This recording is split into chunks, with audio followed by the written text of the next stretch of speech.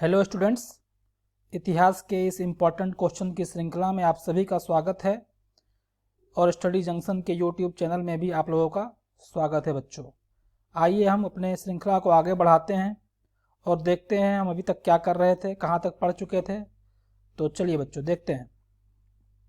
तो आज हमारा पहला क्वेश्चन रहेगा आप लोगों से, बताइए भारतीय पुरातत्व का जनक किसे कहा जाता है। तो भारतीय पुरातत्व का जनक किसे कहा जाता है। तो बच्चों, भारतीय पुरातत्व का जनक अलेक्जेंडर कनिंघम को कहते हैं। अलेक्जेंडर शॉर्ट फॉर्म में लिखा है बच्चों, आप लोग अच्छे से लिख लीजिएगा। अलेक्जेंडर कनिंघम भारतीय पुरातत्व के जनक हैं। नेक्स्ट फैक्ट के बारे में बात करते हैं। सिंधुवासी दशमलव प्रणाली पर आधारित बाटों का प्रयोग करते थे। सिंधुवासी किस तरह के बाटों का प्रयोग करते थे। तो सिंधुवासी दशमलव प्रणाली पर आधारित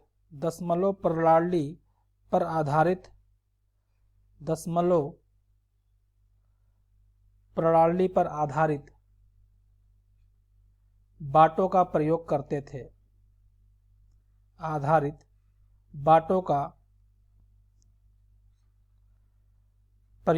थे। सिंधु सभ्यता में जो ईंट थी हमारी, उस ईंट का अनुपात क्या था। उस ईंट का अनुपात था 4:2:4:2:1।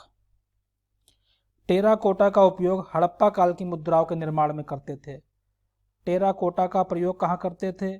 तो टेराकोटा का प्रयोग मुद्राओं के निर्माण में करते थे। टेराकोटा का प्रयोग मुद्राओं के निर्माण में किया जाता था। सिंधुवासियों का जीवन का जो मुख्य व्यवसाय था, मुख्य व्यवसाय क्या था। सिंधुवासियों के जीवन का मुख्य व्यवसाय कृषि था और इनकी जो लिपि थी वो भाव चित्रात्मक थी।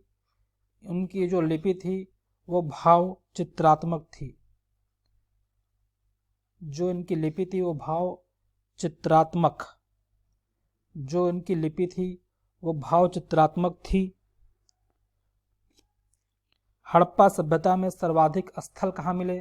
सर्वाधिक स्थल गुजरात में मिले हैं। हड़प्पा सभ्यता में सर्वाधिक स्थल गुजरात से मिले हैं। सर्वाधिक स्थल कहाँ से मिले हैं बच्चों। गुजरात से मिले हैं। स्वास्तिक चिन्ह के अवशेष कहाँ से मिले हैं। तो ये बहुत इंपॉर्टेंट है बच्चों। जो इस तरह का स्वास्तिक चिन्ह होता है, स्वास्तिक चिन्ह के अवशेष, ये अवशेष कहाँ से मिले हैं। हड़प्पा सभ्यता से मिले हैं। स्वास्तिक चिन्ह के उपयोग हड़प्पा सभ्यता से मिले हैं।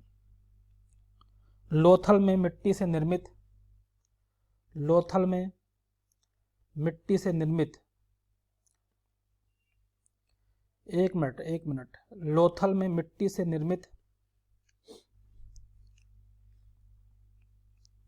घोड़े की प्रतिमा प्राप्त हुई है।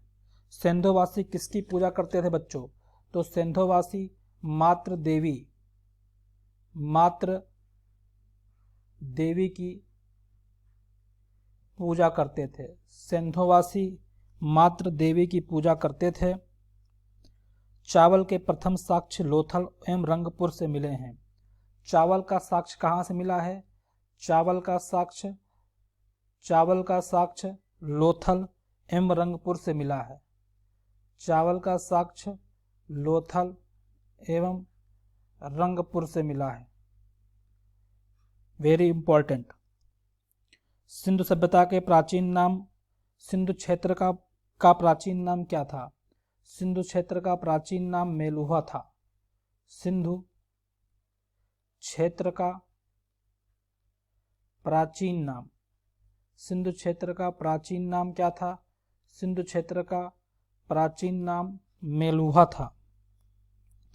सिंधु मोहरों पर और इनके जो मोहरें थीं उनमें मोहरों पर एक श्रृंगी सांड था। मोहरों पर क्या था। एक श्रृंगी सांड का चित्र बना हुआ है। पालतू पशु में कौन कौन थे? बैल, भैंस, बकरी, सूअर। गाय का साक्ष्य सिंधु सभ्यता से नहीं मिलता है। हड़प्पा में, ऋग्वेद में हड़प्पा सभ्यता को हरियूपिया कहा गया है। ऋग्वेद में हड़प्पा सभ्यता को क्या कहा गया है बच्चों? तो हरियूपिया कहा गया है। चांदी सर्वप्रथम हड़प्पा सभ्यता में पाई गई। चांदी सर्वप्रथम कहाँ पे पाई गई? तो चांदी हड़प्पा सभ्यता में पाई गई। हड़प्पा सभ्यता में चांदी पाई गई।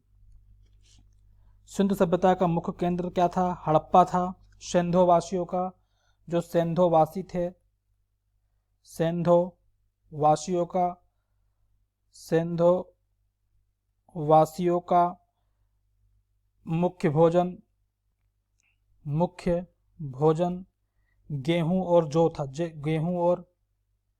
गेहूं और सेंधो वासियों का मुख्य भोजन गेहूं और जौ था। सेंधो समाज मात्र सत्तात्मक था। सेंधो समाज कैसा था बच्चों? सेंधो समाज मात्र सत्तात्मक था। सेंधो समाज मात्र सत्तात्मक था। हड़प्पा में शवों को दफनाया जाता था बच्चों। हड़प्पा में शव को दफनाया जाता था और मोहनजोदड़ो में जलाया जाता था। और मोहनजोदड़ो में शव को जलाया जाता था। लोथल और सुतकोदा सिंधु सभ्यता के बंदरगाह कौन कौन से थे? तो सिंधु सभ्यता के बंदरगाह थे लोथल और सुतकोदा। सिंधु सभ्यता के बंदरगाह लोथल और सुरकोतदा। लोथल और सुरकोतदा ये क्या थे? सिंधु सभ्यता के बंदरगाह थे। लोथल और सुरकोतदा सिंधु सभ्यता के बंदरगाह थे। सेंधोवासी मिठाई में शहद का प्रयोग करते थे। मिठास में शहद का प्रयोग करते थे। हड़प्पा से प्राप्त मुद्रा में गरुड़ का अंकन मिलता है। मोहनजोदड़ो में सबसे बड़ा भवन विशाल अन्नागार का है बच्चों। ठीक है, इसी क्रम में हम देखते हैं ऊँट की हड्डियां कहाँ मिली हैं? तो ऊँट की हड्डियां कालीबंगा में मिली हैं। अब हम देखते हैं नदी और जगह का नाम। नदी, जगह और उत्खननकर्ता का नाम बहुत इंपॉर्टेंट है बच्चों। हड़प्पा में कौन सी नदी मिली? हड़प्पा में रावी नदी मिली। और हड़प्पा सभ्यता की खोज किसने की? दयाराम साहनी ने की। ये याद रखिएगा, हरा। दूसरा है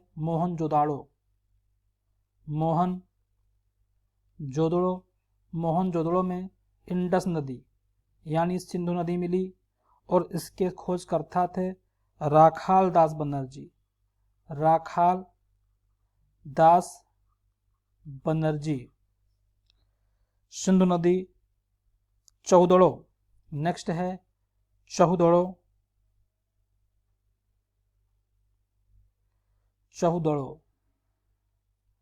चौदड़ो में सिंधु नदी मिली। चौदड़ो में कौन सी नदी मिली? चौदड़ो में सिंधु नदी मिली और इसके खोजकर्ता एन.जी. मजूमदार। नेक्स्ट देखते हैं आलमगीरपुर कहाँ पर है बच्चों? आलमगीरपुर मैंने बताया था माँ आसूदा, ये आलमगीरपुर है। आसू यानी आलमगीरपुर ये कहाँ पर है? मेरठ में। आलमगीरपुर मेरठ में है और ईस्ट में आता है। तो आलमगीरपुर में कौन सी नदी है बच्चों? आलमगीरपुर में हिंडन नदी है। आलमगीरपुर में हिंडन नदी है और किसने खोजा था? यज्ञदत्त शर्मा ने खोजा था। आलमगीरपुर में हिंडन नदी है और खोजा कितने था? यज्ञदत्त शर्मा ने खोजा था। रंगपुर, रंगपुर में कौन सी नदी है? रंगपुर कहाँ पड़ता है? तो गुजरात में पड़ता है। नदी है मादर, नदी है मादर। और रंगनाथ, खोजकर्ता भी कौन थे? रंगनाथ थे। चलिए एक बार रिवाइज कर लीजिए बच्चों। बताइए हड़प्पा में कौन सी नदी थी? हड़प्पा में रावी नदी थी। खोजकर्ता कौन थे? दयाराम साहनी थे। बताइए रंगपुर में कौन सी नदी थी? तो रंगपुर में मादर नदी थी और खोजकर्ता रंगनाथ थे। चलिए अब स्थल देखते हैं और उनसे रिलेटेड क्षेत्र देखते हैं। यह भी बहुत ही इंपॉर्टेंट तथ्य है। तो क्या है? स्थल है, स्थल के साथ साथ क्या है? क्षेत्र। स्थल है और फिर क्षेत्र है।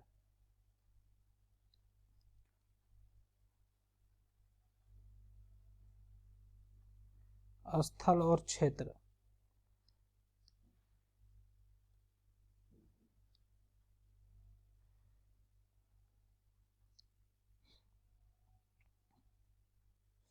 चलिए बच्चों देखते हैं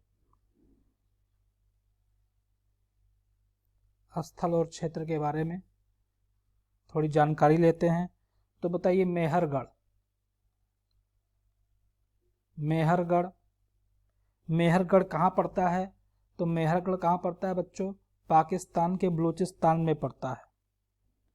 दूसरा बताइए Rakhigarh, very important question. Rakhigarh UP PCS, UK PCS, Bihar PCS, सारे एग्जाम में एक ये क्वेश्चन आता है। तो राखी कहाँ मिलती है? मान लीजिए राखी हरियाणा में मिलती है। 4 याद कीजिए। मांडा, मांडा मैंने बताया था स्टार्टिंग के लेक्चर में, माँ आसूदा, ये मांडा है। और मांडा कहाँ मिलता है बच्चों? ईस्ट, नॉर्थ में। नॉर्थ में क्या है भारत में? अगर हम नॉर्थ की बात करें तो क्या मिलेगा? ये नॉर्थ है, जम्मू कश्मीर मिलेगा। तो मांडा कहाँ पर है बच्चों? जम्मू कश्मीर में है। नेक्स्ट है कालीबंगा, नेक्स्ट में है कालीबंगा। और कालीबंगा कहाँ है? राजस्थान में है। ये बहुत इंपॉर्टेंट है, राजस्थान। कालीबंगा कहाँ पर है? राजस्थान में। आलमगीरपुर के बारे में मैंने बता दिया। आलमगीरपुर, आलमगीरपुर कहाँ है? मेरठ में, मेरठ में है। किस नदी पर है? कौन सी नदी बहती है? हिंडन नदी बहती है। आलमगीरपुर में हिंडन नदी बहती है। नेक्स्ट है लोथल, लोथल गुजरात में है। लोथल गुजरात में है और यहाँ पर बंदरगाह भी मिला है। तो ये सारी चीज़ें आप याद रखिएगा बच्चों, रिवाइज कर लीजिए। मेहरगढ़ कहाँ है? मेहरगढ़ बलूचिस्तान पाकिस्तान में है। राखीगढ़ी हरियाणा में है। मांडा जम्मू कश्मीर में है। कालीबंगा राजस्थान में है और लोथल गुजरात में है। और लोथल कहाँ पर है? लोथल गुजरात में है। इसी क्रम में हम देखते हैं नदियाँ और उनके नाम, प्राचीन नाम और आधुनिक नाम। प्राचीन नाम, प्राचीन नाम है ये, और ये आधुनिक नाम है।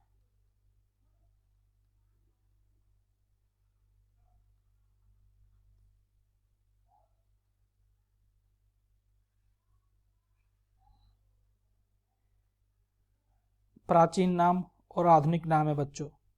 तो आइए देखते हैं, ये भी अपने आप में बहुत इंपॉर्टेंट है। तो एक नाम आता है वितस्ता, वितस्ता। तो वितस्ता का प्राचीन नाम, आधुनिक नाम क्या है? वितस्ता का आधुनिक नाम है झेलम। और झेलम नदी जम्मू कश्मीर में देखने को मिलेगी। फिर एक नदी आती है पुरुषरड़ी, पुरुषरड़ी। और पुरुषरड़ी कहाँ से? पुरुषरड़ी का नाम है रावी। तो ये भी बहुत इंपॉर्टेंट है बच्चों, ध्यान रखिएगा। पुरुषरड़ी रावी नदी। नेक्स्ट है सतुद्री, नेक्स्ट है शतुद्री। देखिए सा से स्टार्ट हो रहा है तो एक गेस मिल जाएगा। आधुनिक नाम होगा सतलज, सतलज। आधुनिक नाम क्या होगा बच्चों? सतलज। नेक्स्ट नाम विपाशा, बसु नहीं, विपाशा। तो वा से स्टार्ट हो रहा है, नाम होगा व्यास। नाम क्या होगा? व्यास। तो वितस्ता का आधुनिक नाम झेलम, परसरड़ी का रावी, शतुद्री का सतलज, बिपाशा, ब्यास का आधुनिक नाम होगा। नेक्स्ट देखते हैं सदा नीरा। सदा नीरा आधुनिक नाम क्या होगा बताइए बच्चों, जल्दी से रिस्पॉन्स दीजिए। सदा नीरा का आधुनिक नाम, सदा नीरा का आधुनिक नाम गंडक, गंडक रिवर है ये। गोमती, गोमती को अभी भी हम गोमती ही कहते हैं, मगर इसका आधुनिक नाम क्या हो गया, गोमल हो गया, मगर आज भी लोग गोमती ही कहते हैं। सिंध, सिंधु, इंडस, इसका आधुनिक नाम क्या है, इसका आधुनिक नाम है सिंध। ठीक है, तो सिंधु नदी कहाँ मिलती है, सिंधु नदी मिलती है मोहनजोदड़ो में, मोहनजोदड़ो में सिंधु नदी मिलती है। रावी नदी के बारे में हमने पढ़ा, अब देख लेते हैं रावी नदी। रावी नदी कहाँ मिलती है, हरा, हड़प्पा, रावी नदी कहाँ मिलती है, हड़प्पा में। सतलज नदी कहाँ मिलती है, सतलज नदी, सतलज नदी मिलती है रोपड़ में, रोपड़ में मिलती है सतलज नदी। लोथल में कौन सी नदी मिलती है, भोगवा नदी। लोथल में कौन सी नदी मिलती है, याद रखिए, लोथल में भोगवा नदी मिलती है। कालीबंगा में, कालीबंगा में झज्जर नदी, झज्जर नदी। आलमगीरपुर में हिंडन नदी। तो ये सारी इंपॉर्टेंट चीज़ें आप लोग को बताई गई, आप उसको रिवाइज कीजिएगा इसको अब, ठीक है। अच्छा, एक बार और रिवाइज करते हैं ऋग्वेद के बारे में, ऋग्वेद के बारे में रिवाइज कर लेते हैं। जो जो चीज़ें छूट गई थी उसको एक बार रिवाइज करते हैं। ऋग्वेद में कितने मंडल हैं, 10 मंडल हैं और 1028 सूक्त हैं। ऋग्वेद को पढ़ने वाले को होत्री कहते हैं और ये सबसे पुराना वेद है। ऋग्वेद सबसे पुराना वेद है, सबसे प्राचीन वेद है। ठीक है बच्चों, यजुर्वेद के बारे में देखते हैं, एक बार रिवाइज करते हैं यजुर्वेद के बारे में। यजुर्वेद में क्या है, यजुर्वेद में गद्य और पद्य दोनों हैं, गद्य और पद्य दोनों हैं, और गद्य और पद्य दोनों जहाँ पे होता है उसे कहते हैं चंपू। ठीक है, नेक्स्ट देखते हैं दशराग युद्ध। तो बताइए दशराग युद्ध किसके बीच में हुआ, दशराग युद्ध, दशराग युद्ध हुआ किस नदी पे हुआ, तो उस नदी का नाम है परुसरणी रिवर, परुसरणी नदी। परुसरणी किसका आधुनिक नाम क्या है, रावी नदी। परुसरणी का आधुनिक नाम क्या है, रावी नदी। किसके बीच में हुआ, सुदास और 10 जनों के बीच में हुआ, सुदास और 10 जनों के बीच में दशराग का युद्ध हुआ। ऋग्वैदिक काल की सबसे महत्वपूर्ण नदी है सिंधु। ऋग्वैदिक काल की सबसे प्रमुख नदी कौन सी है, सिंधु नदी है। ऋग्वेद के तीसरे मंडल में गायत्री, तीसरे मंडल में गायत्री मंत्र का उल्लेख है। 10वें मंडल में नदी सूक्त है। ऋग्वेद की सबसे पवित्र नदी कौन सी है, सरस्वती को कहते हैं नदियों की माता, सरस्वती जी को कहते हैं नदियों की माता। चलिए इसी क्रम में हम देखते हैं अब आर्यों के बारे में जानकारी लेते हैं, और ये सारी चीज़ें एक बार आप स्क्रीनशॉट लीजिए या इसको अपने कॉपी में नोट डाउन करते रहिए बच्चों। आर्यों के प्रारंभिक जीवन मुख्यतः पशुचारक थे। आर्य क्या थे प्रारंभिक रूप से, आर्य क्या थे, पशुचालक थे। आर्य पशुचालक थे और कृषि भी इनका व्यवसाय था, और कृषि भी इनका एक मुख्य व्यवसाय था। ऋग्वेद में इंद्र का उल्लेख कितनी बार है, एक चीज और ऋग्वेद में पढ़ लेते हैं। ऋग्वेद में अगर हम बात करें तो ऋग्वेद में इंद्र का उल्लेख, इंद्र का उल्लेख कितनी बार है, तो 250 बार इंद्र का उल्लेख है। ऋग्वेद में 21 नदी का उल्लेख किया गया है। ठीक है, चलिए नेक्स्ट करते हैं उत्तर वैदिक काल में सर्वाधिक प्रतापी देवता कौन थे बताइए। उत्तर वैदिक काल के प्रतापी देवता कौन थे? तो उत्तर वैदिक काल के प्रतापी देवता प्रजापति थे। नोट डाउन कीजिए, प्रजापति उत्तर वैदिक काल के प्रतापी देवता थे। शूद्रों के देवता कौन थे?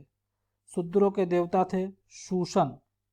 शूशन जो थे, शूशन नहीं बच्चों, पूषण। पूषण शूद्रों के देवता थे। ऋग्वेद में नाई को क्या कहते थे बच्चों? तो ऋग्वेद में नाई को क्या कहते थे? तो ऋग्वेद में नाई को वप्ता कहते थे।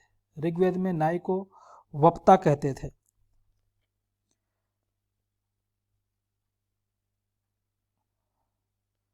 किस वेद में सभा और सभापति को प्रजापति की दो पुत्रियों के समान बताया गया? बताइए, किस वेद में सभा और सभापति को प्रजापति की पुत्रियों के समान बताया गया है? तो वो वेद है अथर्ववेद।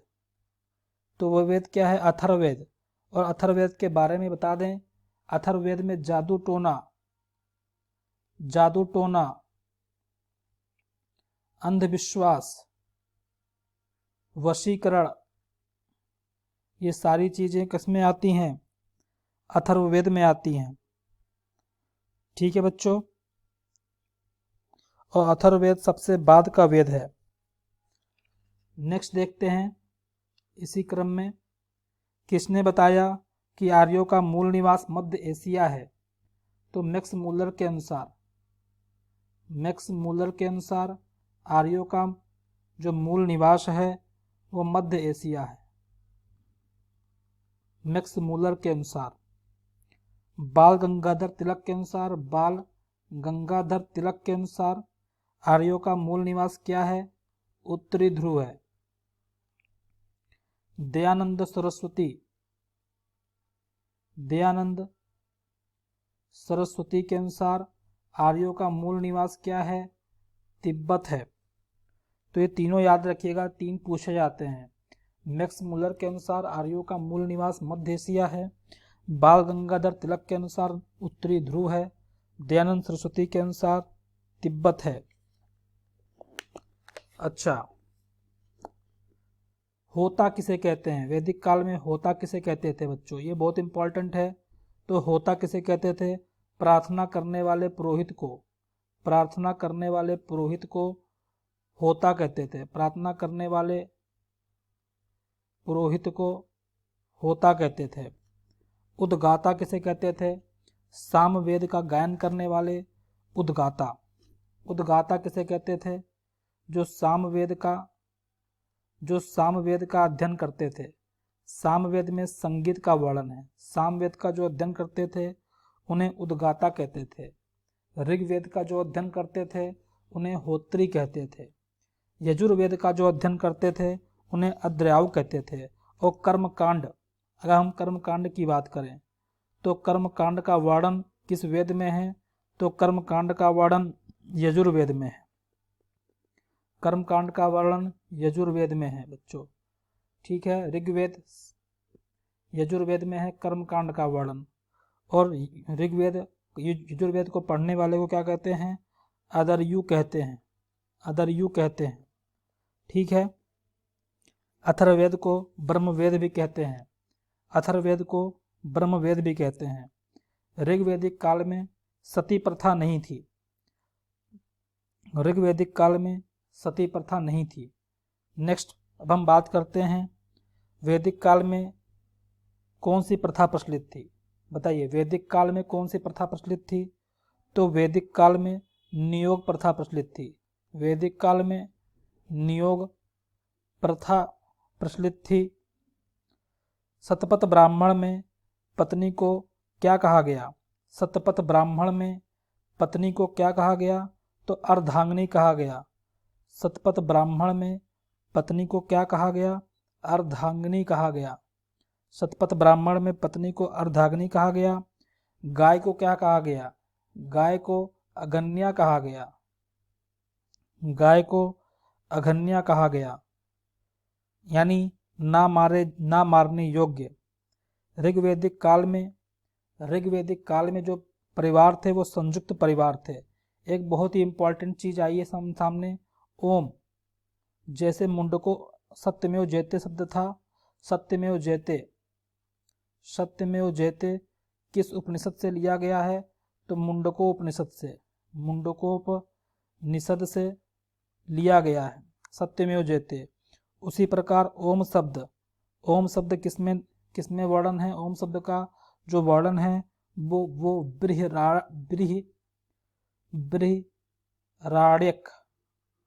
बृहराण्यक उपनिषद में, बृहराण्यक उपनिषद में ओम शब्द का वर्णन है। उपनिषद निषद में ओम शब्द का वर्णन है।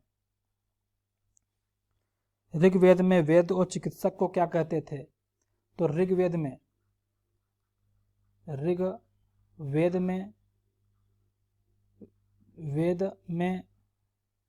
वेद या चिकित्सक को क्या कहते थे? तो ऋग्वेद में चिकित्सक को क्या कहते थे बच्चों? भेषज कहा जाता था। प्राचीन भारत में 2 महाकाव्य थे, 2 महाकाव्य का नाम बताइए। एक तो रामायण और दूसरा क्या था? महाभारत। महाभारत के रचयिता किसने थे? वेद व्यास ने महाभारत की रचना की। रामायण में कितने कांड हैं? रामायण में 7 कांड हैं, याद रखिएगा। महाभारत की रचना वेद व्यास ने की थी। यह हम पहले पढ़ चुके हैं, पिछले वाले वीडियो लेक्चर को रिवाइज कीजिए। वैदिक लोगों द्वारा सबसे पहले बताइए, वैदिक लोगों द्वारा सबसे पहले किस धातु का प्रयोग किया गया? वैदिक लोगों द्वारा सबसे पहले, वैदिक लोगों द्वारा या वैदिक समाज द्वारा सबसे पहले किस धातु का प्रयोग किया गया? तो वैदिक लोगों द्वारा सबसे पहले तांबा धातु का प्रयोग किया गया। उत्तर वैदिक काल में लोहे को क्या कहते थे? तो उत्तर वैदिक काल में लोहे को श्याम अयस्क कहते थे। उत्तर वैदिक काल में लोहे को श्याम अयस्क तथा कृष्ण अयस्क कहते थे, तथा कृष्ण अयस्क कहते थे। श्याम अयस्क या कृष्ण अयस्क कहते थे।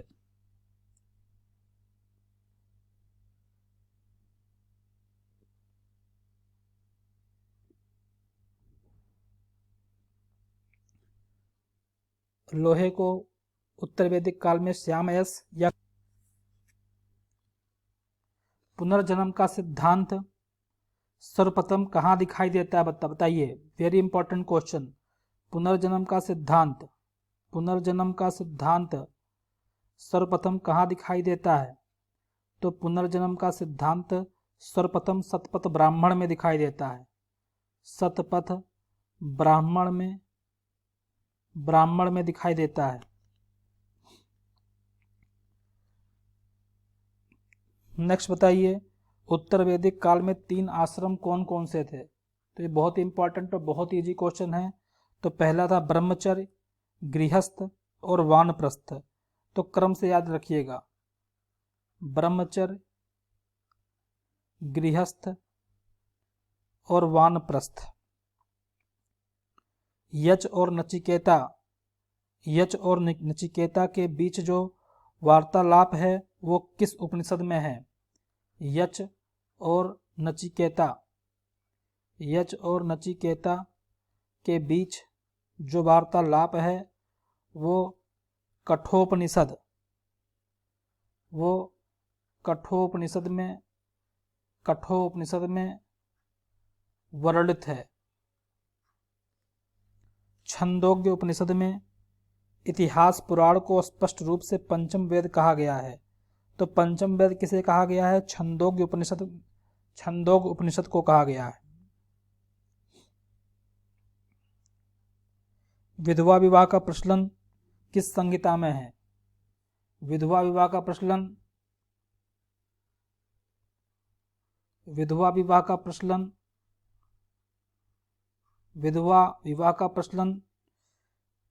किस संहिता में मिलता है? बताइए। विधवा विवाह का प्रचलन तैत्तिरीय संहिता में मिलता है। विधवा विवाह का प्रचलन तैत्तिरीय संहिता में मिलता है। छंदोग्य उपनिषद में एक दुर्भिक्ष का उल्लेख मिलता है। दुर्भिक्ष का उल्लेख कहाँ मिलता है? दुर्भिक्ष का उल्लेख छंदोग्य उपनिषद में मिलता है। ये भी बहुत इंपॉर्टेंट है। दुर्भिक्ष का उल्लेख कहाँ मिलता है? तो दुर्भिक्ष का जो उल्लेख है वो छंदोग्य उपनिषद में मिलता है, जो छंदोग्य उपनिषद में मिलता है। वैदिक सभ्यता क्या थी? वैदिक सभ्यता एक ग्रामीण सभ्यता थी। याद रखिएगा, वैदिक सभ्यता एक ग्रामीण सभ्यता थी और लोहे से बने उपकरण प्राप्त हुए। वैदिक सभ्यता में लोहे से बने उपकरण प्राप्त हुए। गाय का विशेष महत्व था वैदिक सभ्यता में। वैदिक सभ्यता में गाय का विशेष महत्व था। चलिए बच्चों, एक बार रिवाइज कर लीजिए सारी चीजें। बताइए, यक्ष, यम और नचिकेता, यम और नचिकेता का संवाद किस उपनिषद में है? बताइए। कठोर उपनिषद में है। उत्तर वैदिक काल में मूर्ति पूजा का आरंभ हुआ। दुर्भिक्ष का उल्लेख कहाँ किस उपनिषद में मिलता है? तो दुर्भिक्ष का उपनिषद का उल्लेख छंदोग्य उपनिषद में मिलता है। दुर्भिक्ष का जो उल्लेख है वो छंदोग्य उपनिषद में मिलता है। अच्छा बताइए, अश्वमेध यज्ञ और वाजपेय यज्ञ में क्या अंतर है? अश्वमेध यज्ञ, अश्वमेध यज्ञ और दूसरा है वाजपेय यज्ञ। वाजपेय यज्ञ, इन दोनों में क्या अंतर है? तो अश्वमेध यज्ञ का जो प्रयोग होता था वो राजा अपने साम्राज्य विस्तार में करते थे। इसका प्रयोग साम्राज्य विस्तार में किया जाता था, अश्वमेध यज्ञ का प्रयोग। और वाजपेय यज्ञ क्या था? रथों की दौड़ का आयोजन राजा की श्रेष्ठता का प्रतीक था। ये रथों की दौड़ का आयोजन, रथों की दौड़ का आयोजन, रथों की दौड़ का आयोजन राजा की श्रेष्ठता का प्रतीक था। राजा की श्रेष्ठता का प्रतीक था, श्रेष्ठता का प्रतीक, ठीक है। और अश्वमेध यज्ञ साम्राज्य विस्तार का प्रतीक था। विवाह के प्रकार छोड़िए, नेक्स्ट देखते हैं महाजनपदों का उदय। अब करते हैं महाजनपदों का उदय। तो बौद्ध ग्रंथ महाजनपदों का उल्लेख बौद्ध ग्रंथ में अगंतुर निकाय से मिलता है। तो अगुंतर